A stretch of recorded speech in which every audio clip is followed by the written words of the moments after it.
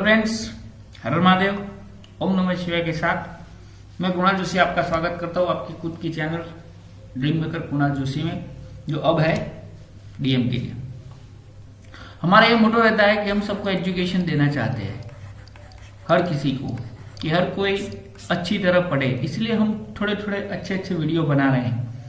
आगे इसमें मैथ्स में आएगा, मैथ्स के ऑलरेडी थोड़े वीडियो हमने अपलोड कर दिए हैं।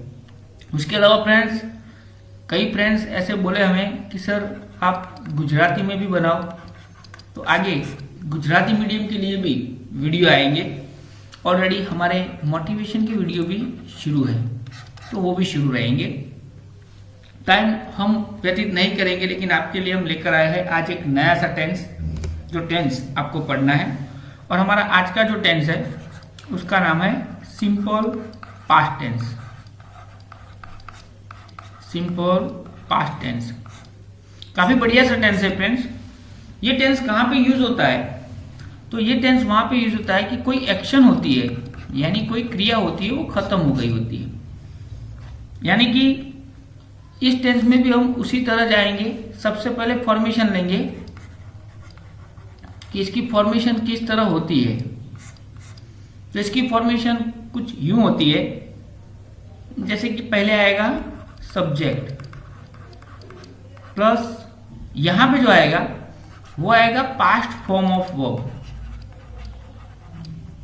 पास्ट फॉर्म ऑफ वर्ब ये सबसे ज्यादा इंपॉर्टेंट है। Plus object and plus other words. Other words में क्या क्या आएगा वो हम आगे ले लेंगे। ये पास्ट फॉर्म ऑफ वर्ब क्या है, तो ये आपको समझना पड़ेगा सबसे ज्यादा। जैसे कि वर्ब के 3 टाइप होते हैं, वर्ब 1, वर्ब 2 एंड वर्ब 3। तो जैसे हम गो लिखते हैं तो वर्ब 2 कौन सा हुआ? तो गो का पास्ट फॉर्म होगा वेंट, और उसका वर्ब 3 होगा गॉन। जैसे कि डू, तो उसका होगा डिड, और यहां पे होगा डन। उसी तरह दूसरी बार हम जाते हैं, कुछ और वर्ड्स लेते हैं। तो सी, तो सी का होगा सो, और वर्ब 3 होगा सीन। उसी तरह हम जाते हैं बाय, तो बाय का होगा बॉट, और यहां पे भी होगा बॉट। तो इसी तरह फ्रेंड्स, ये जो वर्ब है दूसरे वाला, वो वर्ब हमें प्रिपेयर करना है और लिखना है ज्यादातर। लेकिन ये पहला वर्ब भी इसके लिए इंपॉर्टेंट है। ये टेंस में आपको वर्ब ज्यादा प्रिपेयर करने पड़ेंगे। इसके बाद का तुरंत हमारा वीडियो जो आएगा वो वर्ब के बारे में आएगा। हम उसमें आपको वर्ब दे देंगे, वो भी मीनिंग के साथ। तो चलिए शुरू करते हैं हमारे कुछ assertive sentence. Simple present tense का स्ट्रक्चर तो आपको मालूम हो गया है, S V2 plus O plus other words. Simple सा स्ट्रक्चर है। तो हम एक एग्जाम्पल ले लेते हैं। She brought a letter. उसी तरह हम दूसरा एग्जाम्पल ले लेते हैं, जैसे कि आई प्लेड क्रिकेट यस्टरडे। यानी जो क्रिकेट खेलने की क्रिया थी वो यस्टरडे हो रही थी, यानी वो खत्म हो गई है, इसलिए हमने इसे सिंपल पास्ट टेंस में लिखा है। तीसरा सेंटेंस हम लेंगे, he went to school last week. तो लास्ट वीक में स्कूल गया था, यानी ये भी एक्शन खत्म हो गई है। तो ये 2 एग्जाम्पल आपको याद रखने हैं फ्रेंड्स। हमने हर बार बोला है कि आपको 2 चीजें आपके साथ रखनी है, पेन और नोटबुक। और हम जैसे जैसे चलाए वैसे वैसे आप लिखते जाओगे तो आपको बेटर रहेगा। तो ये हो गया हमारा सब्जेक्ट, और ये हो गया वर्ब 2 यानी पास्ट फॉर्म ऑफ वर्ब, और ये हो गया हमारा सिंपल पास्ट टेंस। हम आपको कुछ एग्जांपल देंगे, लेकिन आपको हमारा दूसरा पड़ाव ऑलरेडी मालूम है कि इसमें सबसे ज्यादा दूसरा पड़ाव ये है, थोड़ा सा हार्ड पड़ेगा लेकिन है, वो है नेगेटिव सेंटेंस। नेगेटिव सेंटेंस किस तरह बनते हैं? तो हमारा सब्जेक्ट तो वैसे का वैसा ही रहेगा, उसमें कोई बदलाव नहीं है, लेकिन हम यहाँ पे यूज करेंगे डिड नॉट का। याद रखना, डिड नॉट का प्लस यहाँ पे आएगा main verb plus object plus other words. अभी सर आपको कॉन्सेप्ट में ये सिखाना चाहता हूं कि डिड का यूज क्यों किया। तो हमने आगे सिंपल प्रेजेंट टेंस ऑलरेडी पढ़ चुके हैं। ओके, उसके अंदर में मालूम था कि हम किसका यूज करते थे, डज नॉट का और डू नॉट का, ये दो वर्ड्स यूज होते थे और उसके बाद मेन वर्ब आता था। वही चीज यहाँ पे करने वाले हैं। डिड नॉट का यूज इसलिए करते हैं कि डू और डज, ये डू और डज जो है वही यूज होता है, लेकिन डू और डज का पास्ट फॉर्म क्या होता है, डिड होता है। ओके, इसलिए हम यहाँ पे डिड नॉट का यूज करते हैं। तो पहला सेंटेंस, दूसरा सेंटेंस ले लेंगे। आई, पहले आप खुद लिखना, आई डिड नॉट, उसके बाद मेन वर्ब लिखा है तो आई डिड नॉट प्लेड, यहां पे ईडी लगा है।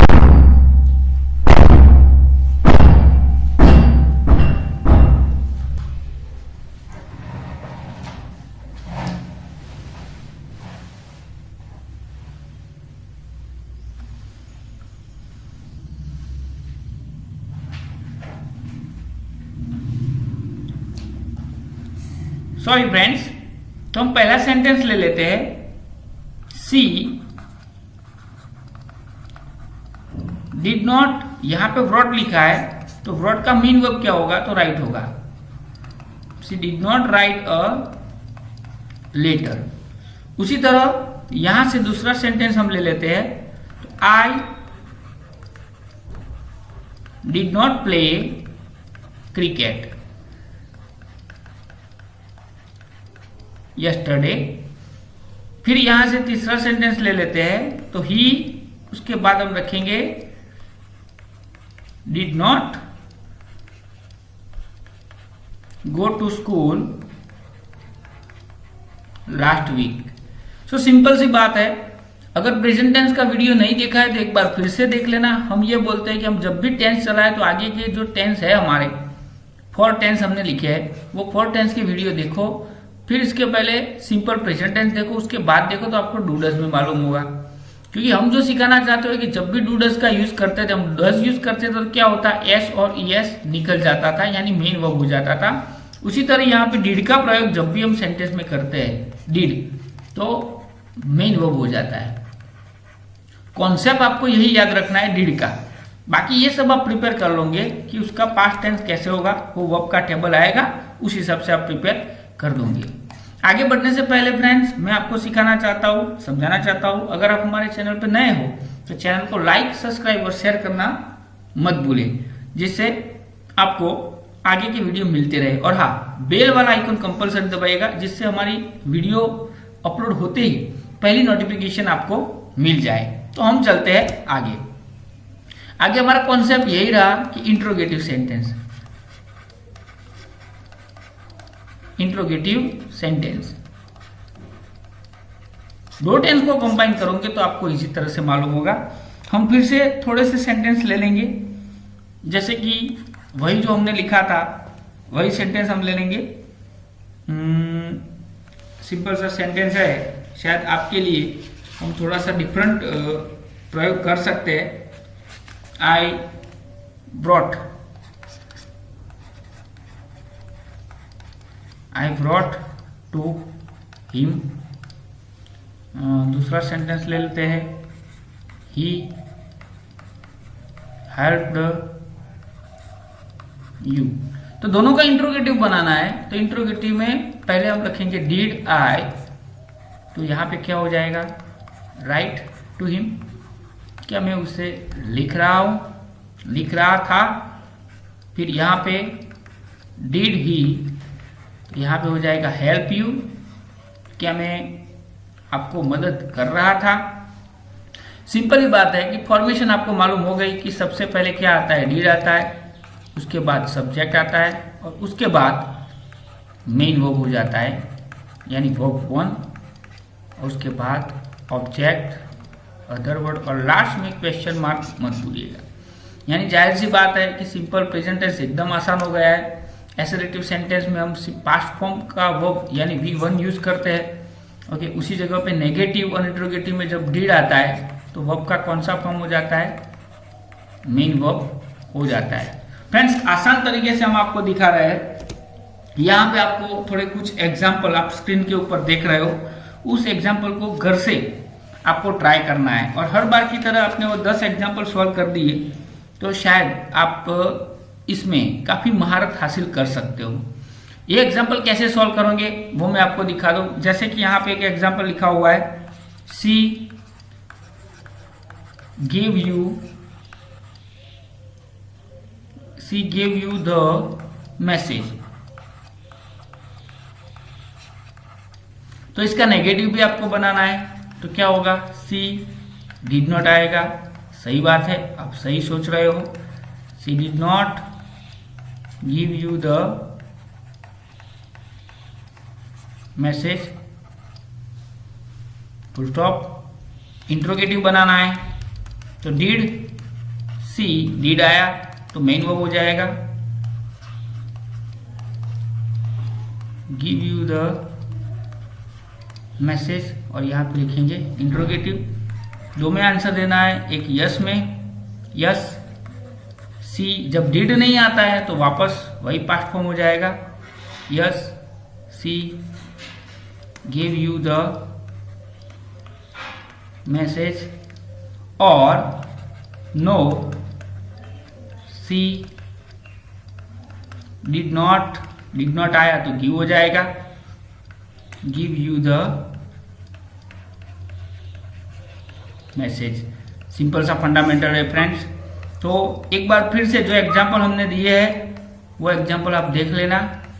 तो हम आपको वापस मिलेंगे इसी चैनल पे, इसी जगह पे। तो लास्ट में बोलना चाहेंगे हर हर महादेव, ओम नमः शिवाय।